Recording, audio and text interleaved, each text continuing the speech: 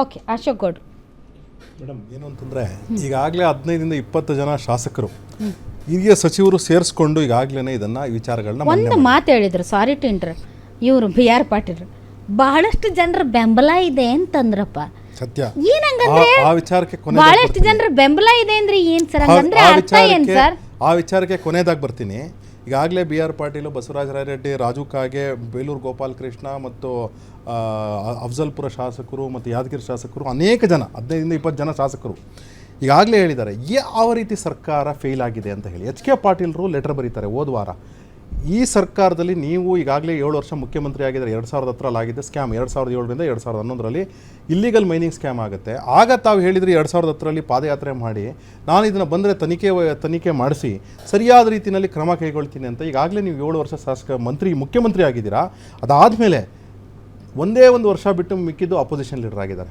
2008ರಿಂದ 2009ರಲ್ಲಿ opposition leader ಆಗಿದ್ದು, 2018ರಿಂದ 19 ಮಧ್ಯದಲ್ಲಿ ಮಾತ್ರ ಅಪೋಸಿಷನ್ ಲೀಡರ್ ಆಗಿಲ್ಲ.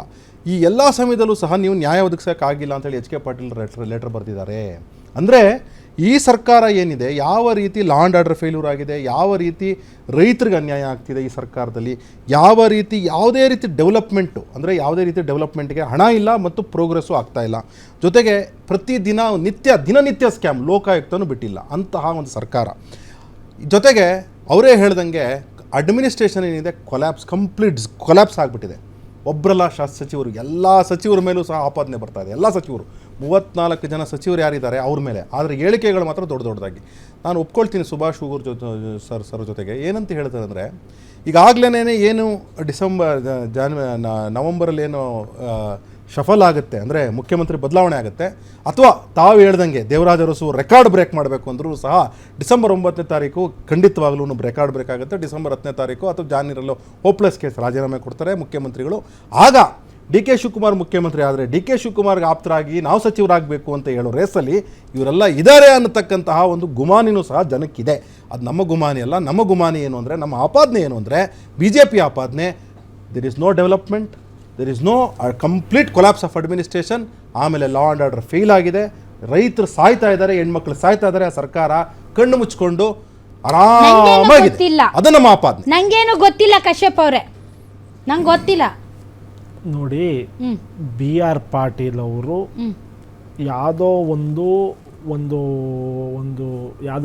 ನಿಗಮದಿಂದ ಮನೆ ಕೊಡೋ ಇದು ಗ್ರಾಮ ಪಂಚಾಯಿತಿ, ತಾಲೂಕ್ ಪಂಚಾಯಿತಿ ಮತ್ತು ಜಿಲ್ಲಾ ಪಂಚಾಯಿತಿ ಅಧಿಕಾರ ಇದೆ. ಆ ವಿಭಾಗದಲ್ಲಿ ನಡೆದಿರುವ ಒಂದು ಇನ್ಸಿಡೆಂಟ್ನ ತಗೊಂಡು ಹೇಳಿದ್ದಾರೆ. ಅದನ್ನು ಕರೆದಿ CM ಬಗೆಹರಿಸ್ತೀನಿ ಅಂತ ಹೇಳಿದ್ದಾರೆ. ಮಿನಿಸ್ಟ್ರು ಹೋಗ್ಬಿಟ್ಟು ಒಬ್ಬೊಬ್ಬರು MLA 20 ಮನೆ ತೊಗೊಳ್ಳಿ, 30 ಮನೆ ತೊಗೊಳ್ಳಿ ಅಂತ ಯಾವ ಮಿನಿಸ್ಟ್ರು ಕೇಳು ಮಾಡೋದಿಲ್ಲ. ಇದು ಒಂದೊಂದು ಹೌಸಿಂಗ್ ಬೋರ್ಡಲ್ಲೂ ವಿಕೇಂದ್ರೀಕರಣ ಆಗಿದೆ, ಡಿಸೆಂಟ್ರಲೈಸ್ ಆಗಿದೆ. ಗ್ರಾಮ ಪಂಚಾಯಿತಿ ಮೆಂಬರ್ಗೂ ಇದೆ ಅಧಿಕಾರ, ಅಧ್ಯಕ್ಷನಿಗೂ ಇದೆ. ತಾಲೂಕ್ ಪಂಚಾಯಿತಿ ಮೆಂಬರ್ಗೂ ಇದೆ, ಅಧ್ಯಕ್ಷನಿಗೂ ಇದೆ ಅಧಿಕಾರ. ಜಿಲ್ಲಾ ಪಂಚಾಯಿತಿ ಮೆಂಬರ್ಗೂ ಇದೆ, ಅಧ್ಯಕ್ಷನಿಗೂ ಇದೆ ಅಧಿಕಾರ ಮನೆ ಹಂಚೋದ್ರಲ್ಲಿ.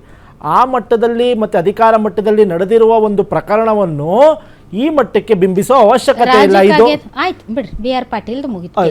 ರಾಜು ಕಾಗೆ ಅವ್ರು ಹೇಳಿರೋದು ಯಾವುದೋ ಒಂದು 18 ಕೋಟಿ ವರ್ಕ್ ಆರ್ಡರ್ ಬಂದಿಲ್ಲ ಅಂದ್ಬಿಟ್ಟು, ಹಂಗನ್ಬಿಟ್ಟು ಅವ್ರ ಕ್ಷೇತ್ರದಲ್ಲಿ ಭಾಗದಲ್ಲಿ ಬೆಳಗಾಂ ಜಿಲ್ಲೆಯಲ್ಲಿ ಅವ್ರು ರೆಪ್ರೆಸೆಂಟ್ ಮಾಡ್ತಿರೋ ಚಿಕ್ಕೋಡಿ ಭಾಗದಲ್ಲಿ ಅಭಿವೃದ್ಧಿ ಆಗಿಲ್ಲ ಅಂತ ಏನು ಹೇಳ್ತಿಲ್ಲ. ಯಾವುದೋ ಒಂದು 17 ಕೋಟಿ ವರ್ಕ್ ಆರ್ಡರ್ ಆಗಿಲ್ಲ. ಒಂದ್ ನಿಮಿಷ ಕೊಡ್ತೀನಿ ಅಂತ ನೋಡಿ, ಏನೋ ತವಕದಲ್ಲಿ ಹೇಳಿರ್ಬೇಕು. ಅದು ಸಿಎಂ ಅವ್ರ ಕರ್ಸ್ ಮಾತಾಡ್ತೀನಿ.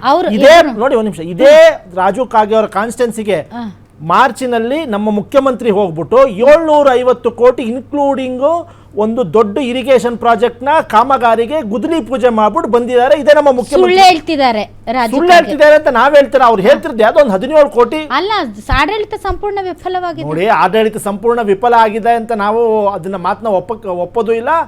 ಸುಳ್ಳು ಅಂತ ಸುಳ್ಳು ರಾಜು ಕಾಗೆ ಸುಳ್ಳು ನೋಡಿ, ಅವರು ಹೇಳಿರುವುದು ಅಧಿಕಾರಿ ಮಟ್ಟದಲ್ಲಿ ಏನೋ ನಡೆದಿರುವ ಅಚಾತುರ್ಯವನ್ನು ಮಾತಾಡಿದರೆ ಹೊರತು ನಮ್ಮ ಸರ್ಕಾರ ಹೇಳ್ತಾರೆ ರಾಜೀನಾಮೆ ಕೊಡ್ಲಿ ಜಮೀರು.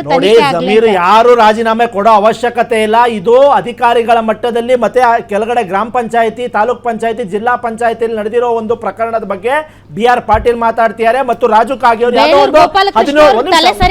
ನೋಡಿ 17 ಕೋಟಿ ಯಾವ್ದೋ ಒಂದು ವರ್ಕ್ ಆರ್ಡರ್ ಬಂದಿಲ್ಲ ಅಂತ ಹೇಳ್ತಾರೆ. 750 ಕೋಟಿ ಅವ್ರ ಭಾಗಕ್ಕೆ ಅನುದಾನ ಹೋಗಿರ್ಬೇಕಾದ್ರೆ ಅದ್ರ ಬಗ್ಗೆ ಕರೆಕ್ಟ್ ಅದು 750 ಕೋಟಿ ವಕ್ತಾರರು ಹೇಳ್ತಿರೋದು ಕರೆಕ್ಟ್, Obviously madam. ಶಾಸಕರು ಹೇಳ್ತಿರೋದೆಲ್ಲ ಸುಳ್ಳು. ನೋಡಿ ಯಾವ್ದೋ ಒಂದು ಇನ್ಸಿಡೆಂಟ್ ವಕ್ತಾರರು ಹೇಳ್ತಿರೋದು ಸರಿ. ಬೇಳೂರು ಗೋಪಾಲಕೃಷ್ಣ ಶಾಸಕ ಸುಳ್ಳು, BR ಪಾಟೀಲ್ ಸುಳ್ಳು, ಜಮೀರ್ ಅಹಮದ್ ಖಾನ್ ಅವರು ಒಳ್ಳೆ ಕೆಲಸ ಮಾಡಿದ್ದಾರೆ. BR ಪಾಟೀಲ್ ಸುಳ್ಳು. ನೋಡಿ, ಇದೇ housing ತಮ್ಮ with ಬೇಳೂರು permission. ಗೋಪಾಲ್ ಒಂದ್ ನಿಮಿಷ